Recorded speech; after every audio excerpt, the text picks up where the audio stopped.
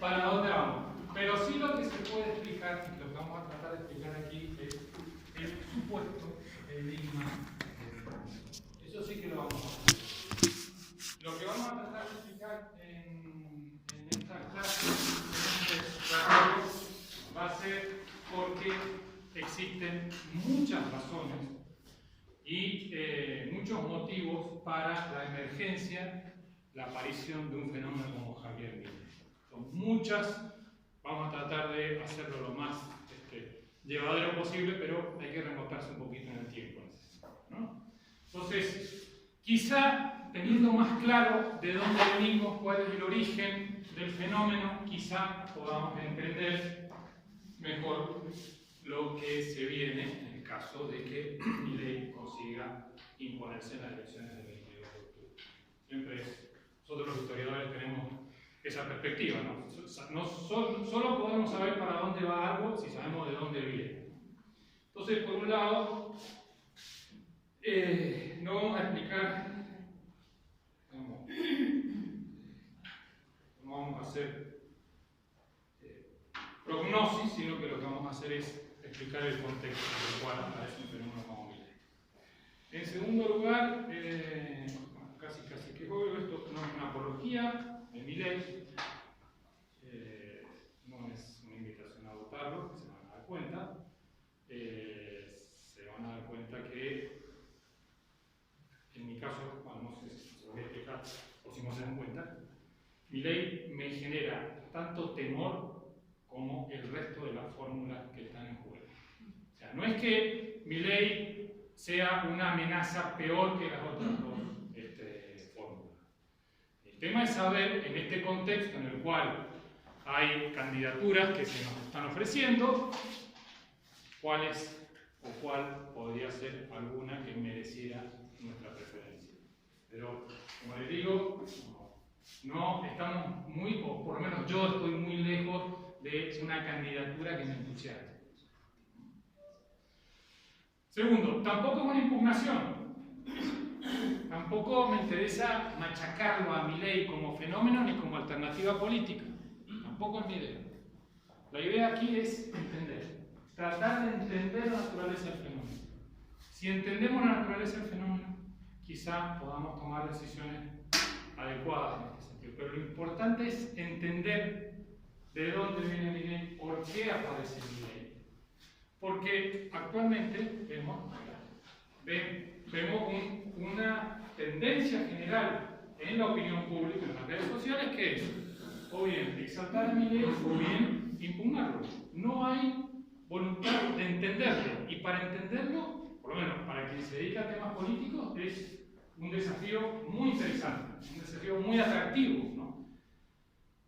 ¿Qué problema genera Milei en este contexto? ¿O por qué se despierta esta doble reacción emotiva, ¿no? Por un lado, el rechazo, por otro lado, la exaltación, ¿no? La adhesión. Bueno, es la fascinación y también la resistencia que genera lo nuevo. Lo nuevo es algo que es constitutivo en nuestra vida para todos, pero a la vez es un lugar o una forma de presentarse en otra realidad que, por un lado, esperanzadora, pero por otro lado genera temor. Y lo nuevo tiene ese efecto que siempre tiene un poco de esas dos cosas. Por eso, la mayoría de fijarán cómo ha evolucionado la figura de Milei en los medios de comunicación. En las últimas 3 semanas, desde las PASO. Al principio, todos los medios de comunicación lo llamaban a Milei, ¿no? Como que le daban manija, lo invitaban, le daban prensa, porque lo que estaba en juego en ese contexto era el rating, ¿no? Como Milei generaba un interés muy fuerte en los medios de comunicación. Se produjeron las PASO y de golpe todos esos medios de comunicación que lo habían exaltado a Milei empezaron a hacer campaña contra él.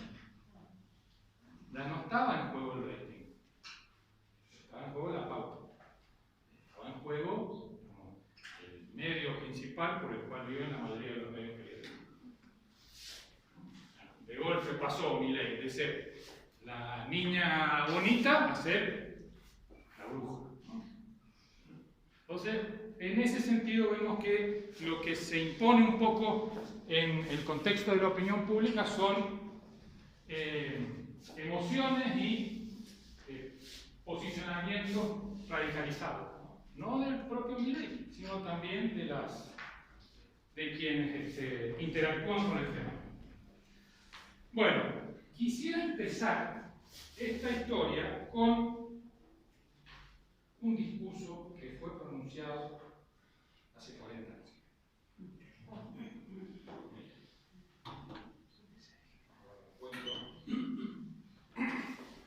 Porque como ustedes saben, este año se cumplen los 40 años del restablecimiento de las instituciones democráticas. Siéntense, por favor, si no, se van a cansar de estar parados. 40 años. Vamos de fiesta, como de celebración. En la ceremonia de asunción de Raúl Alfonsín, él dio un discurso que dice en un fragmento, el 10 de diciembre del 83. Dijo, vamos a vivir en libertad. De eso no quepa duda. Como tampoco debe caber duda de que esa libertad debe servir para construir, para crear, para producir, para reclamar justicia, toda la justicia, la de las leyes comunes y la de las leyes sociales, para sostener ideas, para organizarse en defensa de los intereses y de los derechos legítimos del pueblo todo y de cada sector en particular. En suma, para vivir mejor. Porque, como dijimos muchas veces desde la tribuna política, los argentinos hemos aprendido, a la luz de las trágicas experiencias de los años recientes, que la democracia es un valor más alto que la de la mera forma de la legitimidad del poder. Porque con la democracia no solo se vota, sino que también se come, se educa y se cura. Un discurso que repitió durante la campaña. Dos comentarios a este texto, a este discurso. Primero, Alfonsín en este discurso lo que trata de mostrar es que la democracia es, o debería ser, como proyecto, para los argentinos, algo más que una forma política de tomar decisiones. Es decir, aspiraba a una cultura democrática, completa, integral, a una forma de vida. Eso es lo que estaba marcando Alfonsín. Pero por otro lado, estaba poniéndole una especie, estaba inaugurando un sistema o una forma de evaluación de la democracia. ¿Qué quiere decir esto? Que si, al final de cuentas, después de determinado periodo, con la democracia no se podía comer, no se podía educar y tampoco se podía curar, ¿eso qué quería decir? Que la democracia había fracasado.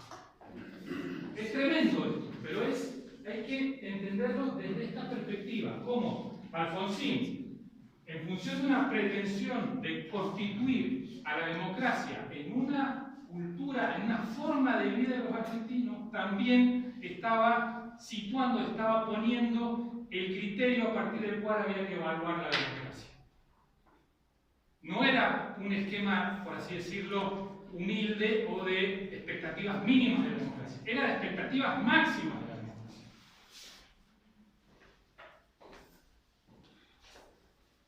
¿Qué pasó? ¿Cómo nos fue con la democracia de los argentinos? ¿Cuál es el resultado a casi a 40 años? Estamos solo a 10 del medio siglo. Fíjense, 1880, por así decirlo, la estabilización definitiva de, digamos, la vida institucional en Argentina, ¿no? Con la presidencia de Roca se estabiliza, se termina, digamos, el conflicto con la provincia de Buenos Aires. Hay 50 años de 1880 hasta 1930. Bueno, estamos en un periodo similar de estabilización institucional. Poquito menos, ¿no? 40 años. ¿Cómo nos ha ido con la democracia en estos 40 años? Hemos podido construir, curar, educar, comer. La respuesta es que no. ¿Cómo estaba el país antes de la democracia? Y les voy a dar dos datos solamente. No los voy a atosigar con datos, pero me interesa tener algunos de referencia. En 1974 se produce una quiebra fundamental en un indicador decisivo de la vida argentina del siglo XX. Durante casi 40 años se había experimentado un fenómeno de movilidad social ascendente en la Argentina, desde mediados de la década del 30 hasta mediados de la década del 70. ¿Qué quería decir esto? Que había un proceso por el cual, por cuestiones de tipo de ingresos, pero sobre todo institucionales, la clase media argentina había estado creciendo, se había ido expandiendo. El modelo ideal para cualquier sistema democrático, una clase media fuerte. En el 74, ese proceso incremental se quiebra y empieza a descender. En ese momento, en el año 74, la pobreza era del 8%. Del 8%. La desocupación era del 2,7%. Estábamos en esos valores por encima de muchos países europeos y todos los latinoamericanos. En ese contexto particular. En el año 74 se quiebra esa curva y empieza a descender. Y nunca más se recupera. Baja durante todo el proceso y sigue bajando durante toda la democracia. Con promedios variables entre el año 88 y el 2023 estamos en promedio entre 28 y 40% de pobreza, dependiendo de algunas épocas en donde se redujo. O sea, pasamos de menos de un 10% de la población pobre a casi la mitad.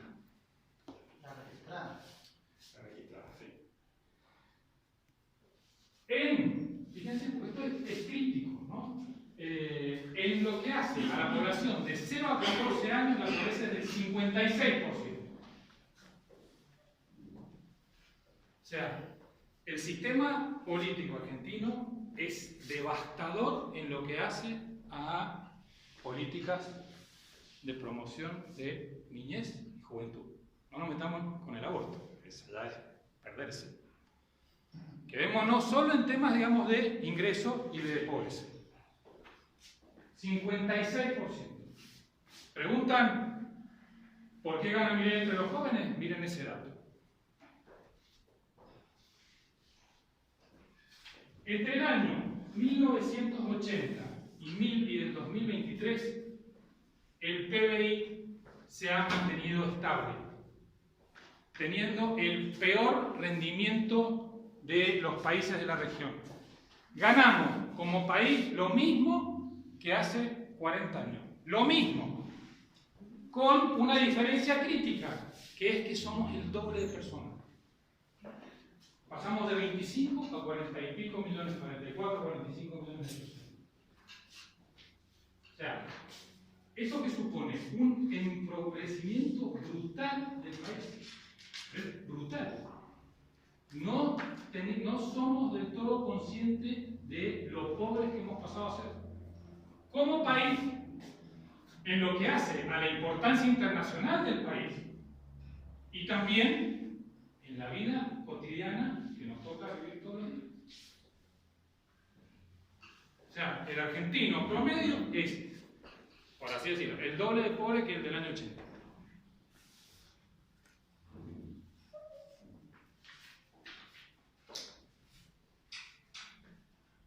Un fenómeno que prácticamente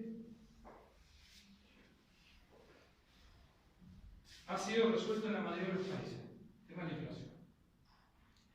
La mayoría de los países, en la década del 80, todos los países de Latinoamérica y otros como Israel y otros tantos tenían inflación. Fuerte, grande, importante. Todos lo resolvieron, todos, sin excepción, excepto Argentina y Venezuela. Uno dice, no, pasa que son los términos del intercambio que nos perjudican, como si no les perjudicaran al resto de los países. No, es que hay un problema con la puja distributiva y entonces esa puja entre sectores hace que aumente que haya un proceso, digamos, de mentira. La puja distributiva existe en todos los países y todos los países han resuelto el tema de la inflación. El tema de la inflación es una cosa gravísima. Y a veces, como nos hemos acostumbrado al fenómeno, no nos damos cuenta de lo grave que es. Esto está teniendo un efecto brutal en los jóvenes. Hace 5 años, yo no tenía parientes que vivían en el extranjero. Ahora tengo sobrinos y tengo primos que se han ido a vivir. Y no son gente que estaba mal aquí. No, es que el emigrante argentino no es una espalda mojada mexicana. No es un señor que está desesperado porque no puede comer. Es alguien que no tiene perspectiva u horizonte de realización profesional, personal en la Argentina. O que no lo ve. Nuestra emigración es mucho más crítica en términos de recursos humanos que la emigración que tiene México. O la que tiene Venezuela. Se va gente formada, preparada, profesional, que tiene ganas de armar una empresita y que por los niveles, digamos, de fiscalidad que hay en Argentina no la deja. Me dice, bueno, claro, o sea, al parecer se trata del proyecto de la democracia argentina, de un proyecto que ha tendido deliberadamente a excluir a los sectores sociales. ¿No? Los ha dejado afuera. Un proyecto que podríamos decir oligárquico, solo para los ricos. De hecho, es así. Lo que pasa es que por detrás de esa constatación que uno hace del mundo real, tenemos todo un discurso, toda una serie de fuerzas políticas, no solamente los peronistas, que han hecho de las políticas redistributivas, las políticas de inclusión social, las políticas de desarrollo económico, las políticas de promoción del trabajo, las políticas de expansión de derechos, una bandera.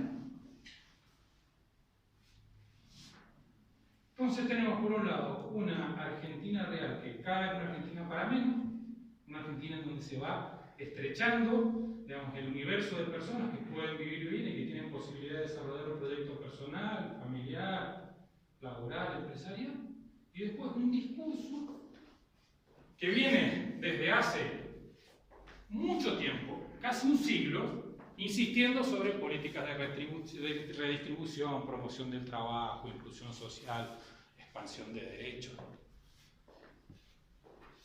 el Estado presente.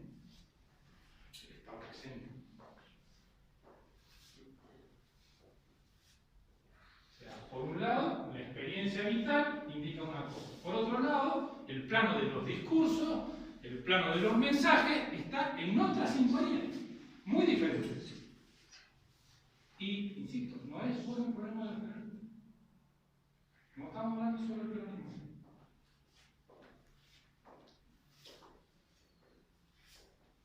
Desde la década aproximadamente del 30, en la Argentina se empezó a implementar un modelo que aspiraba, en cierto sentido, a ampliar la representación política y la representación social de los sectores en el gobierno y en el Estado, de una manera, por así decirlo, subsidiaria, parasitaria. Me voy a explicar sobre esto. Nuestra concepción de la representación política, o sea, cuando hablamos de representación política estamos sobre todo hablando de una representación, por lo menos en el contexto de las democracias liberales, como la nuestra, por lo menos formalmente, en términos de partidos políticos. Hay una representación donde, digamos, los que intermedian entre el ciudadano y las instituciones del gobierno son los partidos políticos. ¿Eso qué supone? Primero, que una representación estándar que funciona en la mayoría de los países, lo cual no quiere decir que sea la mejor de las representaciones posibles. ¿Cuántos de aquí nos sentimos plenamente representados por partidos políticos? Está difícil, ¿no? Me dice, bueno, yo como hincha de Independiente de Rivadavia preferiría tener a alguien que me represente en la legislatura provincial, que sea diputado de la hinchada Independiente de Rivadavia. Este seguro que no. Bueno, no hay, o sea, se trata de un tipo de representación estándar, muy básico, con muchos problemas, pero al cual no le hemos encontrado otra manera u otra solución posible. En la década del 30 hubo gente que dijo, no, tenemos que buscar otro tipo de representación. Busquemos que estén representadas en el gobierno las instituciones, las corporaciones más importantes de la sociedad, ¿no? Que las universidades estén representadas, que los empresarios estén representados, que los sindicatos, ¿no? Que las iglesias estén representadas. Esa fue parte del proyecto político, uno de los tantos proyectos políticos de la revolución de Uriburu de 1930, ¿no? Imponer un tipo de representación que sea más fiel. El problema en este punto es que uno se pregunta, bueno, ¿y cómo hacemos para asignar porcentajes a esa representación? ¿Quiénes están en esa representación y quiénes no? ¿A quiénes ponemos? ¿A los hinchas al Club Social y Deportivo Independiente de Rivadavia o también ponemos a los de gimnasia? ¿Quiénes son los que están? Se necesita un árbitro principal. Alguien que decida, tiene que estar este y este. ¿Cuáles son los sindicatos a los que le vamos a dar representación? Ese proyecto que apareció, que no se llevó a cabo, ¿por qué? Porque el modelo, digamos, de democracia liberal, el modelo representativo liberal, era incompatible con el corporativo, ¿no? Sin embargo, en cuanto las Fuerzas Armadas y el Ejército empezó a ser un actor principal en ese nuevo orden de poder a partir de 1930, se empezó a generar un corporativismo de facto. No se cambió la Constitución, no se cambió después tampoco, pero aparecieron las Fuerzas Armadas acá, la Corporación de las Fuerzas Armadas. Cuando llegó Perón, estas corporaciones se empezaron a reproducir, aparecieron los sindicatos.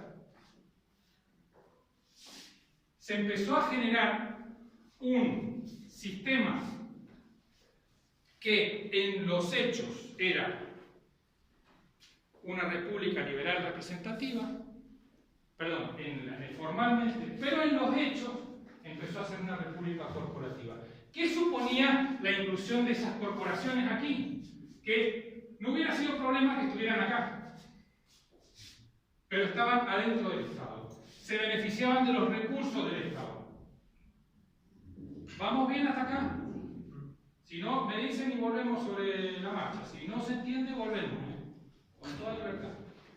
Empezaron a aparecer corporaciones. Con Frondizi aparecen los industriales. Con el gobierno militar del 76, ¿qué aparece? El sector financiero. Onganía les da la obra social a las corporaciones. ¿Qué pasa? El sistema sobre el que se basa la República Liberal empieza a ser parasitado por las corporaciones, diferentes corporaciones. ¿Qué hacen? Este sistema le resta poder a las instituciones y le amplía el poder a las élites que están dentro del Estado. O sea, le resta poder a las instituciones y le amplía el poder a la clase política y a todas las que están alrededor.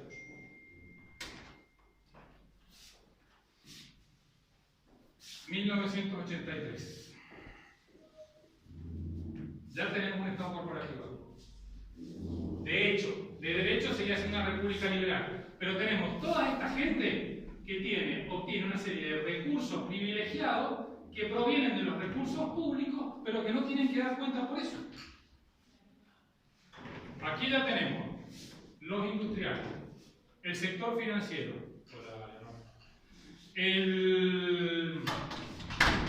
los sindicatos y las Fuerzas Armadas. 1983. Llega Alfonsín.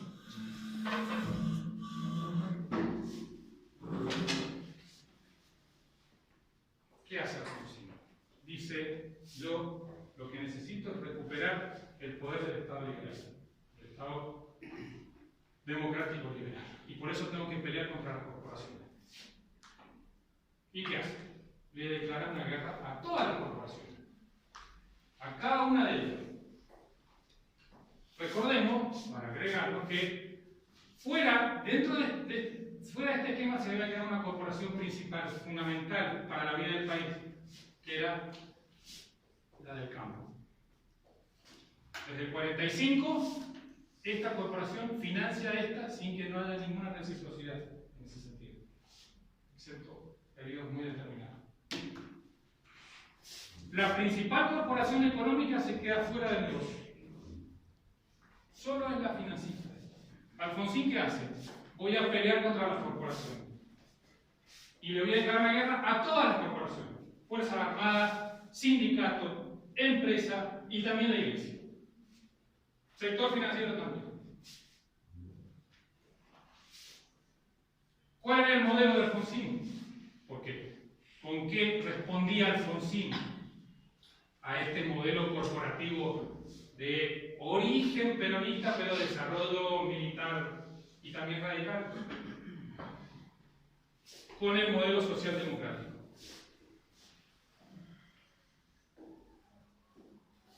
¿Cuál era ese modelo? Un Estado que avanzara sobre, digamos, la actividad económica, que garantizara derechos sociales, en un contexto en el que la Argentina estaba en una situación de deuda y de crisis económica brutal. Es decir, no había para repartir en ese contexto, ni para implementar ese tipo de medidas. Entonces, ¿qué hizo? Emprendió una guerra que perdió contra todas las corporaciones. Y se perdió la posibilidad de encauzar a la Argentina en una senda económica de crecimiento. Ya vimos que a partir del 80 el PBI dejó de crecer. El criterio fundamental que había propuesto Alfonsín en el discurso del que hablamos antes, con la democracia se come, se cura, se trabaja, era un fracaso en los hechos. Alfonsín marcó, digamos, el horizonte de realización y fracasó en ese sentido. Entonces, por un lado, sí, dame un minuto. Por un lado, el radicalismo entiende el problema de las corporaciones, pero es incapaz en definir o poner en práctica un modelo que a la vez luchara contra las corporaciones, pero potenciara o promoviera el crecimiento económico del país. Fue la década perdida, ¿no? La década infame, la década perdida y la década ganada. La década perdida fue esta, la del 80 al 90, en donde hacía falta políticas de estabilización económica fundamentales que no se llevaron a cabo. Sí. No entendí bien una parte. Usted dice que el Estado corporativo como que no funcionó en los años 30, 80, pero recién ha dicho que la Edad Media, la clase media fue fuerte, había un menos 10% de pobre, Sí. y bueno, después del año 80 eso fue como grande. Sí. No encuentro como relación si fue bueno malo el Estado corporativo de los 30 al 80? El Estado corporativo resultó en la medida que hubo un proceso en el cual había un crecimiento económico menor que en otros países, porque en el año 60 Brasil nos pasa por arriba, en términos de crecimiento económico, de desarrollo económico, Brasil nos pasa. Hubo un tiempo en el cual se pudo establecer una serie de políticas de expansión, de redistribución y también de expansión del Estado que permitió que la clase media creciera. Eso se acabó cuando hace crisis el segundo gran modelo de la Argentina. El primero fue el agroexportador. El segundo fue el de sustitución de importaciones. Cuando dijimos los argentinos, bueno, tenemos que fabricar nuestras propias, tenemos que desarrollar nuestra propia industria. En el año 73 y el 75 eso hace crisis. Y con eso se quiebra, digamos, el proceso, digamos, de expansión de la movilidad social. Fíjense, esto es crítico, porque un minuto. ¿Cuál es el fundamento social y cultural de una democracia? Una población con suficiente capacidad económica que le permita una autonomía de criterio y también la suficiente ilustración. Necesitamos dos principios fundamentales para el desarrollo de un sistema democrático. Capacidad económica, es decir, una clase media fuerte, y también una clase media ilustrada. En el 74 se empieza a romper la movilidad social ascendente. Nos empezamos a quedar sin clase media. A partir del 80 empieza la crisis de la educación en la Argentina. Perdimos las dos condiciones fundamentales necesarias para que una democracia... Sí, ¿qué querías? La década ganada es la del 2003 al 2013, según el Evangelio kirchnerista. Bueno,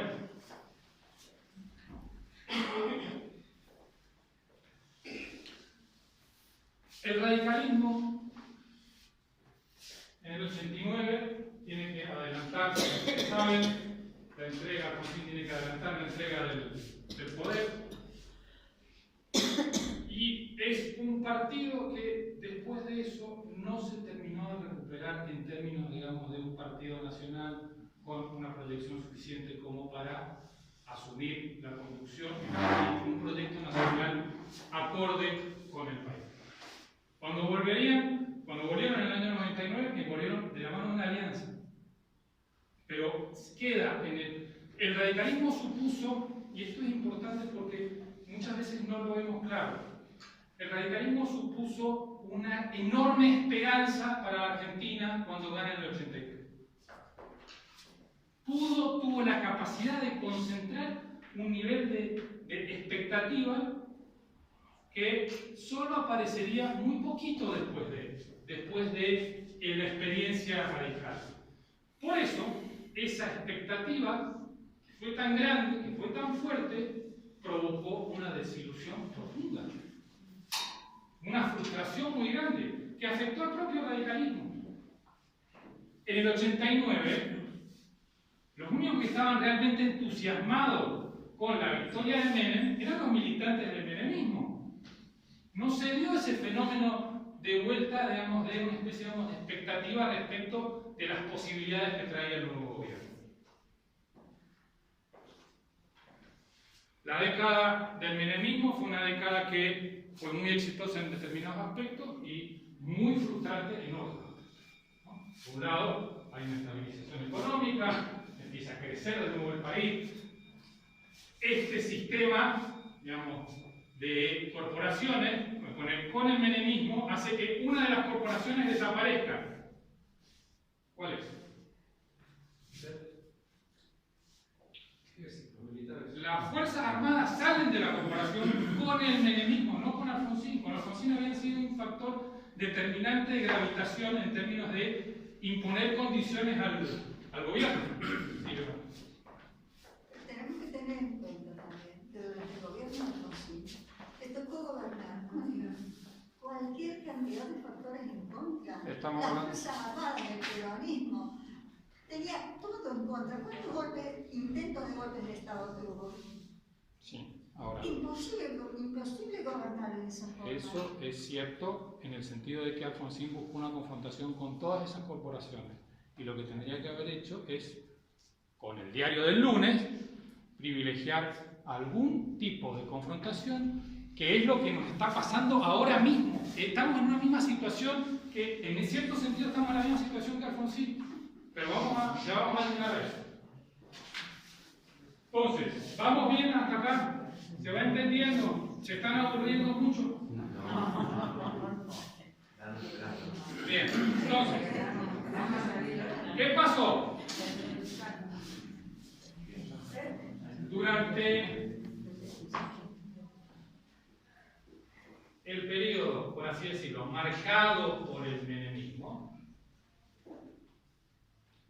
que es este, donde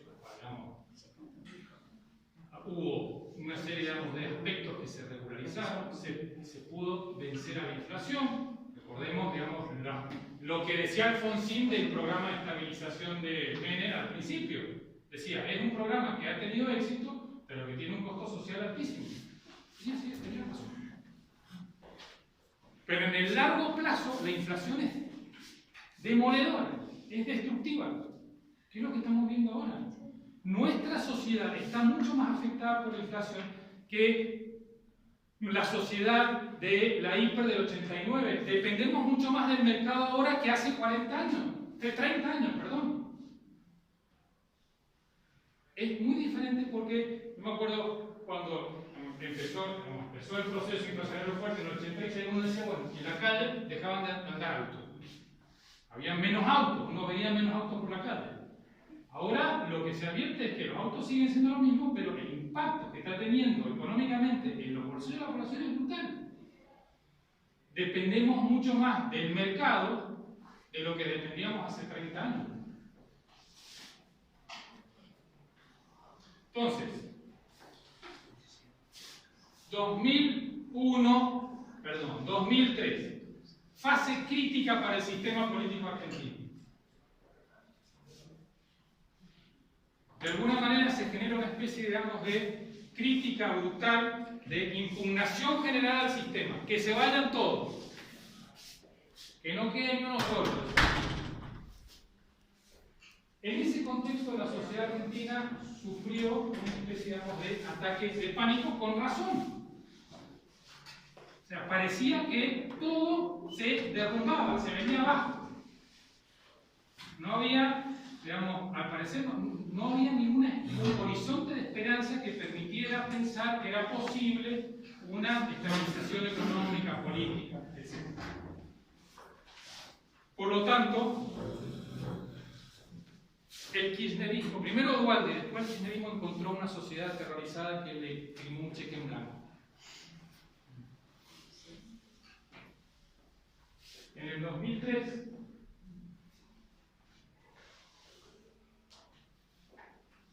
Kirchner gana con menos del 25% de los votos, una fracción muy reducida de votos, con poca legitimidad.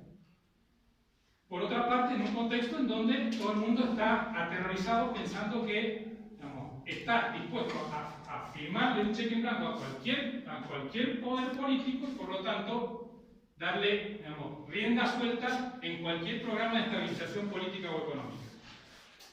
¿Qué hace Néstor Kirchner para adquirir ese capital político que no había conseguido en las urnas? Un nuevo pacto corporativo. Un pacto corporativo que se beneficia de la rentabilidad económica que tenían las commodities en la primera década del siglo presente. ¿Qué hizo? Un super pacto corporativo. ¿A quién incluyó en ese pacto corporativo? Incluyó, por ejemplo, a las organizaciones sociales, que pasaron de ser organizaciones de lucha y organización de los trabajadores a intermediar los recursos públicos. Incluyó a un nuevo actor que empieza a tomar un poder inusitado, que es un pacto corporativo. Primero, las organizaciones sociales. Segundo, Los empresarios beneficiarios del capitalismo estatal, del capitalismo amigo, ¿no? Los sindicatos, las administraciones de los 3 niveles del Estado y también las provincias y los municipios, que por el nuevo sistema de coparticipación empiezan a cobrar del Estado independientemente de la recaudación que tienen. Es un mega pacto corporativo. Enorme. Esto va a dominar, por así decirlo, la situación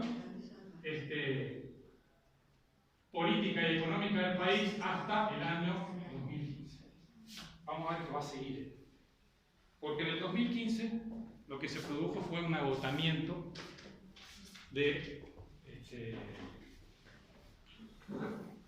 la población respecto de los resultados que estaba obteniendo este pacto corporativo, inflado a base de recursos públicos. Este pacto corporativo lo suponía dos cosas. Primero, una enorme cantidad de recursos públicos que no tienen un destino, un destino centrado por el bien común o el interés público, sino por las razones particulares de cada uno de estos sectores. Se desvía buena parte de los recursos públicos. Y además el Estado se convierte en una máquina de impedir. No deja hacer nada al argentino medio que quiere progresar o tomar un crédito hipotecario o bien armar una pyme. Sí. Dentro del proceso, Sí. este pacto corporativo que inicia Néstor Kirchner, Sí. ¿cambia algo con su muerte? ¿O con cosas como No, se potencia. Ah, Y se va a potenciar incluso cuando se acabó el beneficio de las commodities. Cuando empieza el comercio exterior, empieza a bajar en negativo, empieza el proceso de distorsión económica de la Argentina. Cada vez más emisión, cada vez más deuda interna, lo que va a producir la situación que se va a explotar en 2020. y dentro de ese pacto corporativo, o con ese análisis, ¿cómo se puede ver el conflicto con el campo del 2008? El conflicto del campo del 2008 fue muy claro. Cuando en el 2007 las commodities empiezan a bajar el precio. Claro, sí. En ese momento tenés la crisis subprime en Estados Unidos, la crisis de los créditos hipotecarios. Se contrae el mercado. Se reducen los precios de las commodities. ¿Qué hace el gobierno argentino? Manotea con retenciones. Primero. Y después va a estatizar de nuevo las jubilaciones, creo que fue en el 2000, por ahí, 2007 o 2009. Perdón, un minuto.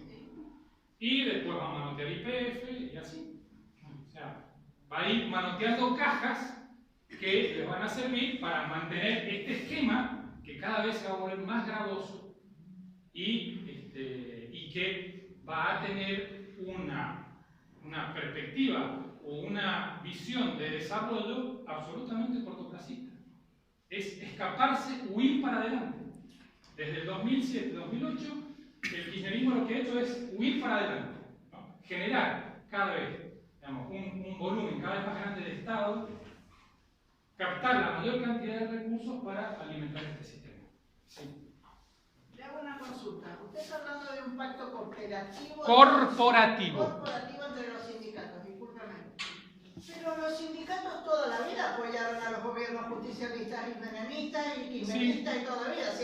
O sea, no es una novedad. Y mire, que yo el perdóneme. haya hecho un pacto, como usted dice, corporativo con los sindicatos. Los sindicatos toda la vida apoyaron a los gobiernos peronistas, justicialistas y en este caso kirchneristas. O sea, no creo que le haya costado muchísimo a Kirchner formar un pacto con ellos, porque al contrario, yo creo que lo que hicieron es recibir dádivas del gobierno kirchnerista para de esa manera quedarse callados y dejar que se siguiera perjudicando a la clase obrera y trabajadora. Así que no creo en este pacto cooperativo. Perdón, diciendo lo que usted dice. Mire, solo le voy a decir una cosa. Si hubiera llegado a horario, Sí, hubiera visto, pero- no, sí, yo lo entiendo, pero hubiera visto que estoy hablando del pacto corporativo desde la época de Perón con los sindicatos. Pero es que toda la vida los sindicatos existieron, discúlpeme. Los sindicatos desde 1800, desde que llegaron anteriores los sindicatos? Bueno, los sindicatos cuando llegaron con las inmigraciones, yo también estudio historia, señor. Estoy en cuarto año de la facultad, o sea, perdón, a 8 materias de recibirme el profesorado de historia. Por ende, conozco lo que es la historia argentina y sé que los sindicatos son mucho antes. Entonces, lo que yo creo es que esto existió toda la vida con los gobiernos justicialistas, peronistas y en este caso kirchneristas, porque siempre estuvieron acomodados con los gobiernos justicialistas. Como le digo, si hubiera llegado a horario, hubiera visto que empecé mi explicación desde la década del 30 y empecé a hablar del pacto corporativo desde el año 45. Pasa que llegó tarde. No es culpa mía que usted llegue a la mitad de la película. Está afirmando como que él hizo... Eso no lo he dicho yo. Eso, si quiere, pregúntele a la gente. No, si yo no discuto su No, visión. está discutiendo mi visión. Yo lo que Y lo que digo pasa es que se perdió la primera parte. Bueno, posiblemente. No, posiblemente no, que es A las así. 18:30 empezó. Yo he llegado a 18:45. O sea, Y se 15 perdió minutos. la primera parte. No, pero Digamos la conferencia, no me interesa, claro. Me interesa lo que diga. Está bien. Bueno, seguimos. ¿Qué pasó? En el 2015, ese modelo prácticamente estaba en cierto sentido agotado. Una inflación que se estaba disparando, un país en deuda, una recesión que empieza aproximadamente por esa época, entre 2000, aproximadamente 2009, 2011, arranca una recesión en la que todavía estamos. Aún con esa recesión, ¿cómo es que alcanza, cómo se explica lo que sucedió en 2011 con la elección, con la reelección de En el 2011 todavía estábamos beneficiados del proceso anterior y ya de la huida para adelante del kirchnerismo después de los comunistas. y el factor de la muerte? El factor de la muerte, como bien decía, efectivamente. Entonces, ¿qué sucede en ese sentido? ¿No? Hay que se genera un proyecto, parece un proyecto político novedoso, que es el proyecto que conocemos como Cambiemos, a partir del 2015. Cambiemos venía con un programa político que parecía bastante razonable en términos de volver a generar las condiciones para un crecimiento económico. Y pasaba básicamente por la desregulación de la economía y también por la reinserción de la Argentina en los mercados internacionales. Eso suponía también un intento o una voluntad de regularizar nuevamente la vida institucional. ¿Vamos bien? ¿Vamos bien hasta acá? Sí. Ese proyecto fue, tal como yo lo veo, ¿no? Porque este tema de los estados de ánimo en la Argentina son mucho más importantes y me parece que están poco estudiados. Fue otro momento de gran expectativa, de gran esperanza en la Argentina. La gente le metió una expectativa enorme al gobierno de Macri. Una expectativa que tenía que ver con una serie, digamos, de frustraciones de los argentinos de los últimos 13 o 14 años y que probablemente le inyectó una exigencia mucho mayor de las posibilidades que tenía ese gobierno de llevar a cabo ese programa político. Porque fue un gobierno que, en cierta medida, fue un gobierno débil, sin mayorías parlamentarias. No fue particularmente importante la incidencia de la oposición. En la Argentina la oposición en general, la oposición política, estamos hablando de los partidos, siempre deja hacer bastante. Es un tema del que si quieren después hablamos. Pero el problema fue que, por un lado, había una enorme expectativa, un programa político que necesitaba también continuidad, es decir, que no se iba a resolver ni se iba a desarrollar solo en 4 años. Y además, un cierto temor por parte del nuevo gobierno de ser presa, digamos, de la desestabilización social, como le había pasado al gobierno de Lanco. ¿Eso qué supuso? Que en esas condiciones, en ese contexto, ese proceso que, por un lado, también suponía hacerse cargo de la deuda generada durante el kirchnerismo, lo obligaba a tomar crédito.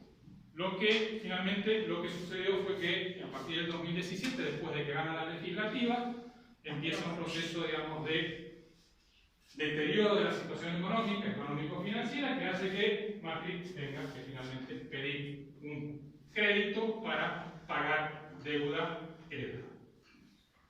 Porque de eso se trata. Se la jugaron todas. Si fugar quiere decir pagarle a alguien para que venda sus posiciones en los fondos de inversión y se monetarice, porque básicamente fue eso. Gente que se quería salir de los bonos que le habían comprado de la deuda argentina. Una cosa que es habitual en cualquier mercado financiero, pero que aquí se convierte en una especie de causa nacional. La decepción, la desilusión del gobierno de Juntos por el Cambio fue equivalente a la decepción o la desilusión que se produjo con el gobierno de Alfonso. Y que habilitó un regreso del modelo del establishment corporativo con el gobierno de los Fernández.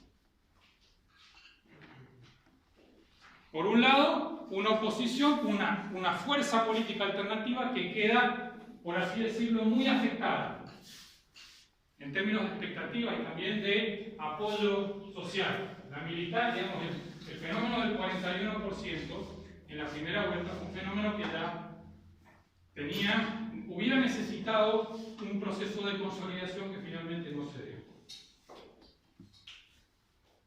¿Qué supuso el regreso del peronismo al poder? Supuso un proyecto deliberado, explícito, que muchos no quisieron ver por retener a la costa que fuera el control del Estado.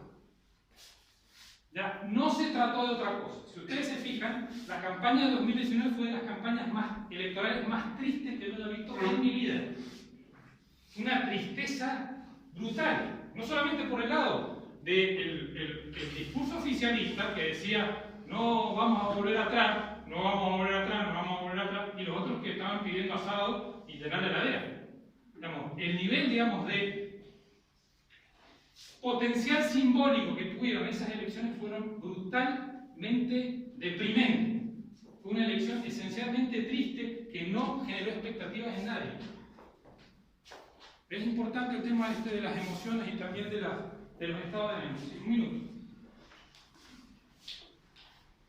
Prácticamente el peronismo se presenta en las elecciones y las gana con mucha diferencia, con un discurso que apenas ocultaba la verdadera intención que era la protección política de Cristina Kirchner ante los procesos, las demandas que se le estaban dirigiendo.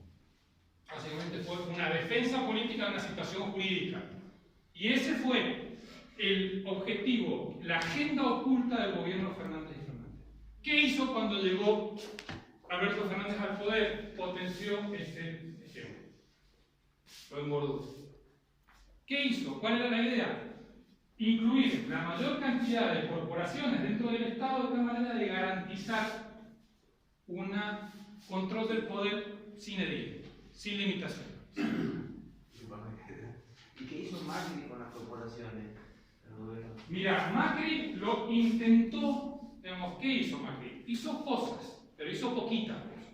Una de las cosas que hizo fue decirle a los empresarios locales que tenían que competir. Entonces abrió en cierta medida la importación, por ejemplo. ¿Qué hizo, por ejemplo, ¿qué hizo con el campo? Trató de meterlo, digamos, en la ecuación, por así decirlo, digamos, de sectores que apoyaban al gobierno. Por un tiempo, después la cosa no anduvo, o no se consiguió. La idea es el proyecto de reforma fiscal, reforma laboral y reforma del Estado se llevó a cabo de una manera muy limitada, ¿no? Pero algo se quiso hacer, pero no se pudo llevar a cabo. O no se quiso llevar a cabo del modo en que era necesario. Un minuto, ¿no? Sí, sí. Sí.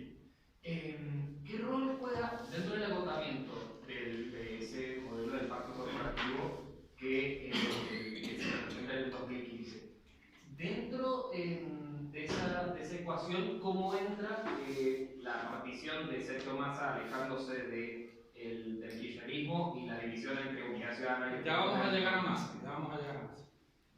Yo quería preguntarle, porque usted dijo lo de la herencia y en estos últimos años ha sido desmentido que el gobierno de Macri tuvo una pesada herencia, como se decía, o sea que no hubo una deuda grande. Se redujo el déficit primario, efectivamente es así, pero esto es parte, digamos, del discurso que sirve para legitimar, para justificar la gestión del Pero gobierno fue actual. o sea, una persona dentro del partido de Cambio, de Juntos por el Cambio, dijo que no habían recibido una pesada herencia, como sí se decía en los medios, por ejemplo, y que usted ahora lo repitió. Entonces quisiera saber por qué lo dice si ya fue desmentido. O sea, Es parte de la lucha, digamos, electoral concreta y ha servido ese argumento de la pesada herencia, primero de la pesada herencia kirchnerista y después de la pesada herencia del macrismo para justificar los fracasos de cada uno de esos gobiernos. Sí, Leonardo. No, lo que quería decir es que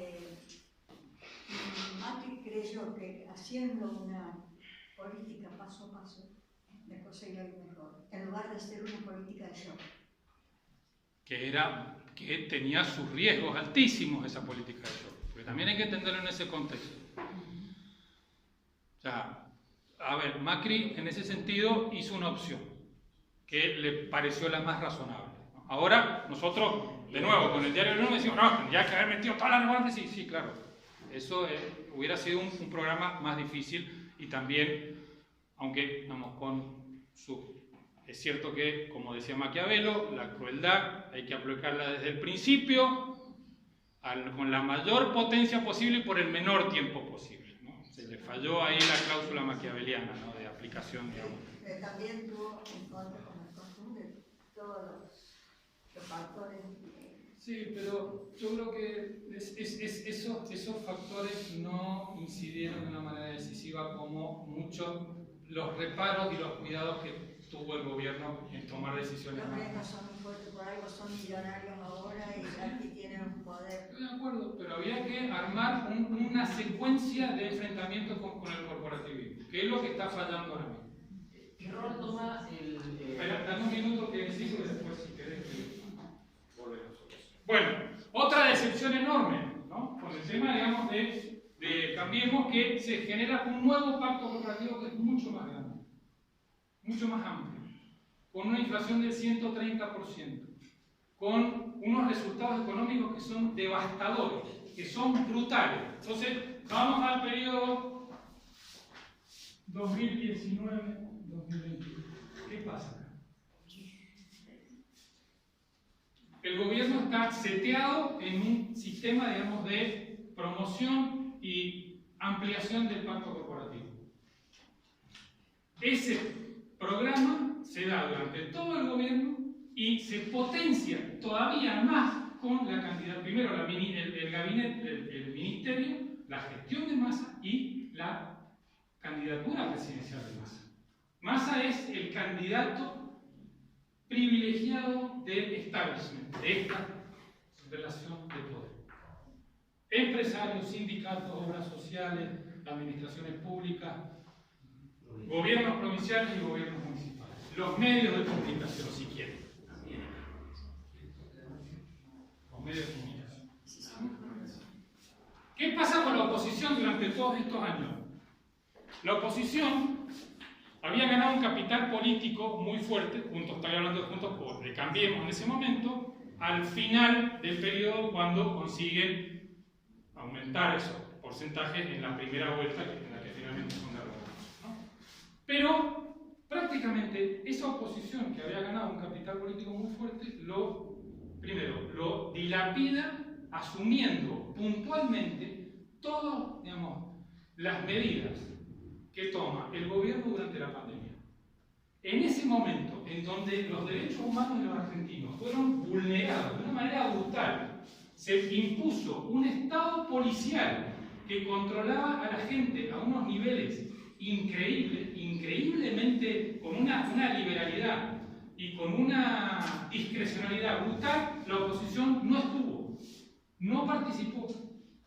Lo vemos, ¿te acuerdan del diputado, el diputado Negri hablando del comandante Fernández, el comandante Ordaz? ordene, una cosa en la cual era imprescindible una posición fuerte de la oposición para limitar la discrecionalidad que llegó a tener el gobierno en ese momento. Y después, lo que fue, digamos, después de la emergencia sanitaria, vino la emergencia económica. Durante esa emergencia, la oposición lo que hizo fue, digamos, de alguna manera, estar en una situación crítica, pero votan casi todas las iniciativas que les presentaba el gobierno. De alguna manera, nos quedamos sin oposición. La oposición no estuvo. Han visto los papelones que ha hecho la oposición en estas últimas semanas en el Congreso. Por un lado, te estás votando 4 universidades públicas nuevas. Un delirio, una locura. Las universidades están destruidas, están molidas. Estamos muy mal. Y siguen inventando universidades y dicen que es para fomentar la educación. Y después, vamos, el episodio de la aprobación de los pliegos de la jueza Figueroa, ¿no? O sea, Juntos por el Cambio votó en contra, pero le faltó un voto que le hubiera permitido dar vuelta a la votación. Entonces uno dice, ¿dónde está la oposición?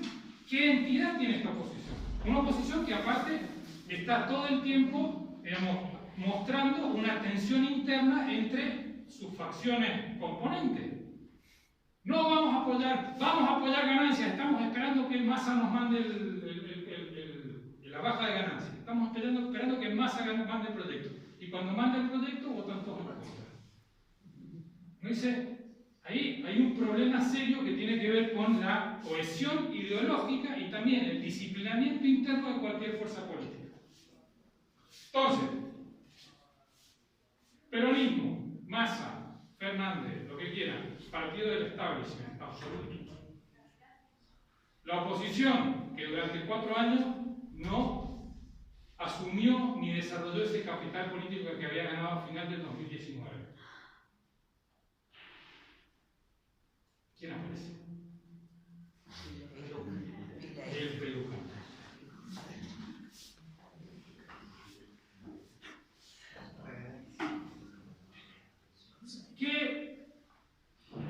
¿En qué contexto, en qué estado de ánimo y también en qué contexto aparece Milei? ¿Y por qué Milei era prácticamente, existen 1000 razones por las cuales se puede explicar el fenómeno Milei? 1000 razones. He tratado de darle algunas, me han quedado otras. Pero hay 1000 razones. Primer asunto, que para mí es fundamental. Hubo otro momento en la Argentina, en los últimos 40 años, en donde las ideas del liberalismo, del libre mercado, tomaron fuerza.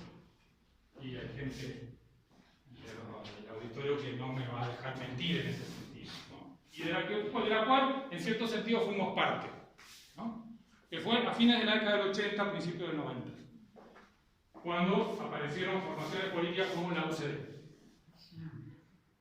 y agrupaciones universitarias que, vinculadas con ese tipo de ideas, se hicieron fuertes en muchas universidades. Ese momento, que fue de fines de los 80 hasta principios de los 90, tenía una particularidad.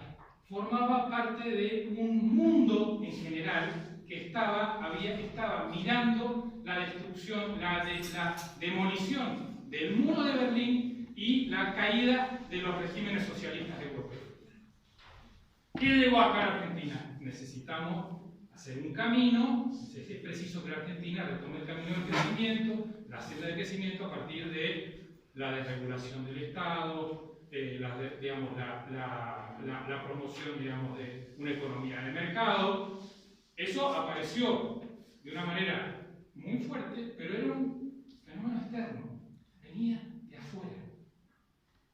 A partir, digamos, de las ideas de Soberá y Natal, de un montón de líderes en ese momento, y que de alguna manera tomaron forma electoral en la candidatura de Eduardo Angelós, que fue año 89, ¿no? Que perdió contra Menem. Angeló, de alguna manera, se puso en la posición, digamos, de un proyecto político centrado en el libre mercado. Pero se trató de un fenómeno que vino de afuera, una especie de liberalismo importado. Esta situación que les he tratado de explicar estaba habilitando la emergencia de un discurso liberal autóctono, generado en bases internas, que tenía que ver, por un lado, con un discurso que en la Argentina había prácticamente desaparecido. Si uno ve el tono de los discursos de principios del siglo XXI, entre el 2000 y el 2020, todo el mundo está, perdón, del 2000 y el 2015, todo el mundo estaba pensando en la importancia del Estado, ¿no? Y del Estado, y darle con el Estado, y el Estado presente, y hay que inflar al Estado, como respuesta de lo que fue la década menemista.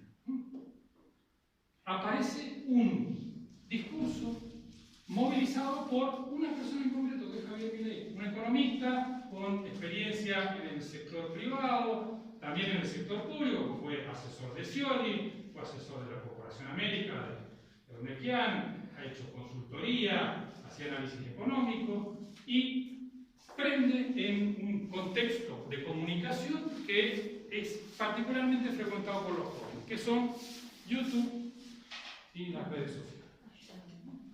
A partir, digamos, de esa incidencia que supone un contrarrelato a lo que venía diciendo el gobierno, o el discurso principal del gobierno, del Estado presente, el Estado te cuida, el Estado te ayuda, y hace falta Estado, no sé qué, y por otra parte, de las cavilaciones, las dudas, la irresolución de la oposición, toma, por así decirlo, la representación principal del cuestionamiento al sistema.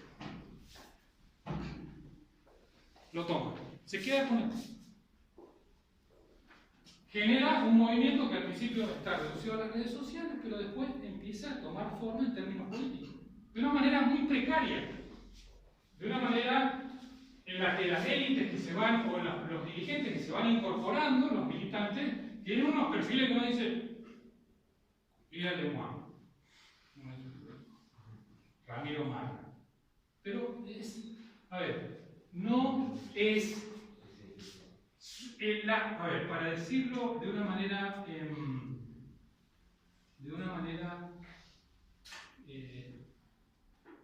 cautelosa, el recurso humano que aparece en torno a Milei no es demasiado peor que el recurso humano que está en torno a Bullrich o a Massa.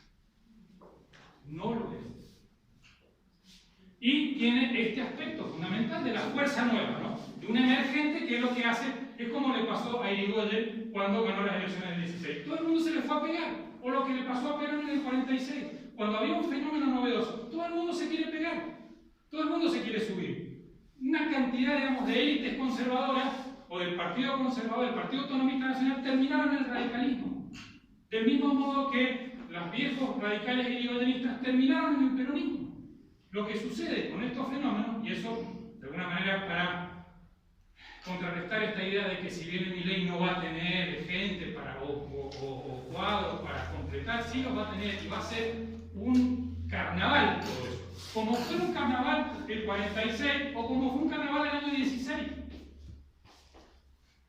en donde un montón de gente, bueno, los radicales galeristas, los antipersonalistas, ¿qué eran? Eran radicales de la facción azul del radicalismo, o eran muchos conservadores que lo que hicieron fue entrar al radicalismo y de ahí oponerse a Irigoyen. Por lo tanto, todo este sistema de circulación de las élites, que definiera Pareto hace más de 100 años, también se va a dar con Milei. También se van a resignificar las élites dirigentes. Denme un minuto.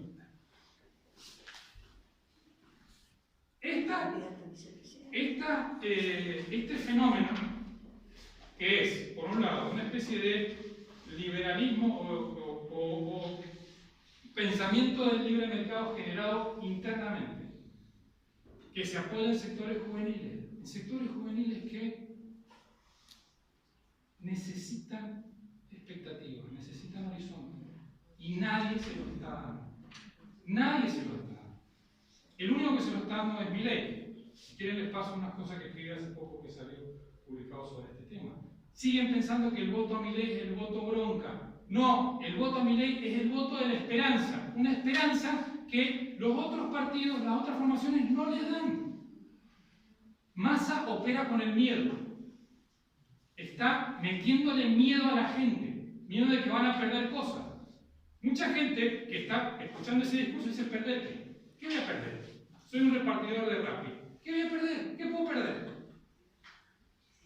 Primero. Segundo, Juntos por el Cambio apela a una especie de institucionalidad, de gobernabilidad, que es un tipo de discurso que solo incide en una parte de la población, pero que no genera esperanza, no genera la esperanza de la que hablara Karina Mariani en un artículo que se llamaba El Factor Macri. El Factor Macri sí que genera esperanza.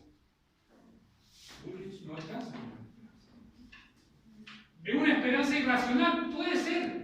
¿Quiere decir que esa esperanza se va a realizar? No lo sé, pero es el único que genera esperanza. Porque la esperanza está vinculada con dos aspectos, y ahí, perdónenme, voy a salirme del historiador y me voy a meter en el filósofo, con dos aspectos fundamentales. ¿Vieron? No tenían que venir, al final iban a terminar recibiendo la muerte.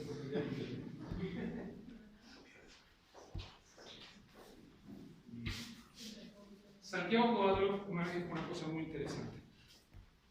Dijo muchas cosas interesantes. Por más que no sea de mis filósofos preferidos, dijo una cosa muy buena y muy profunda. Dijo, la política es la parte más triste de la alegría. Es la parte más triste, pero es una parte fundamental de la alegría. ¿Por qué? Porque la política es fulera, a mí me apasiona, pero hay mucha gente que le rechaza la política.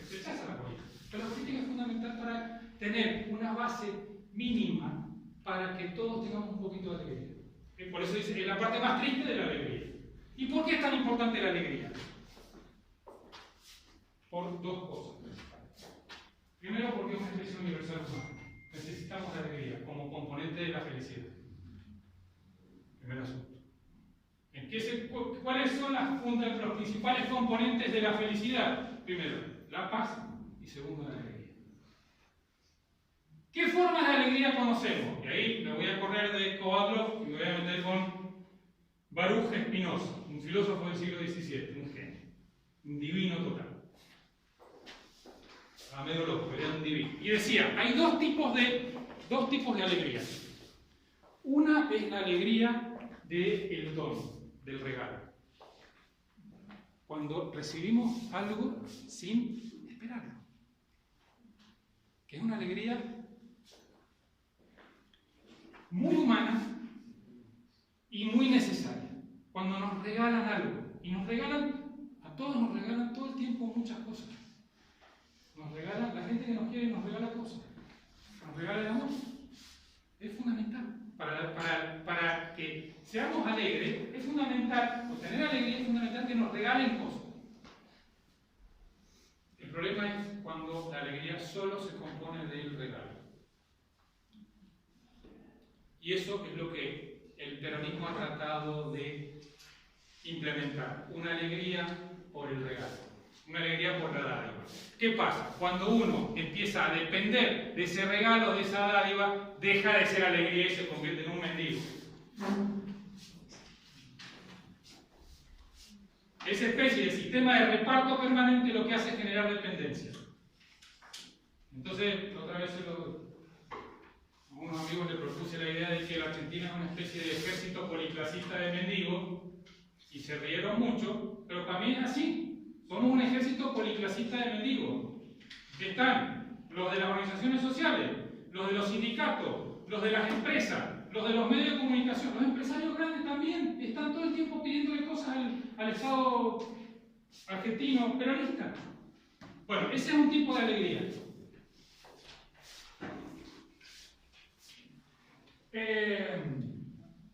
Spinoza la llama laetitia. Quiere decir una forma de llamar a la alegría. Después tiene otra forma que dice, miren, no nos tenemos que olvidar de una forma más profunda de la alegría. Una forma más plena, más interna, que es la alegría del crecimiento. La alegría del que crece. La alegría del niño que aprende cosas. No hay cosa más bonita en la docencia universitaria que verlos pensar a los alumnos. Uno dice, wow, está pensando. Es una maravilla. Y eso se ve en la cara. Ese está pensando. Y otro que no, pero ese sí que está pensando. La alegría del crecimiento, del desarrollo interno, del ser, en cierto sentido, dueño del propio destino. A esto Spinoza le llama amor. En la Argentina tenemos demasiada laetitia y demasiado poco corazón. La gente quiere ser dueña de su propio destino. Quiere generar, quiere trabajar. No es el laburo, es el trabajo. Lo que está en el fondo no es esa especie, digamos, de sentido de ocupación, sino de trabajo, de realización personal en términos creativos. Es lo que nos está faltando y es lo que a lo que Milei está apuntando. No, seguro que no leyó Spinoza. Hay que leerlo, Spinoza.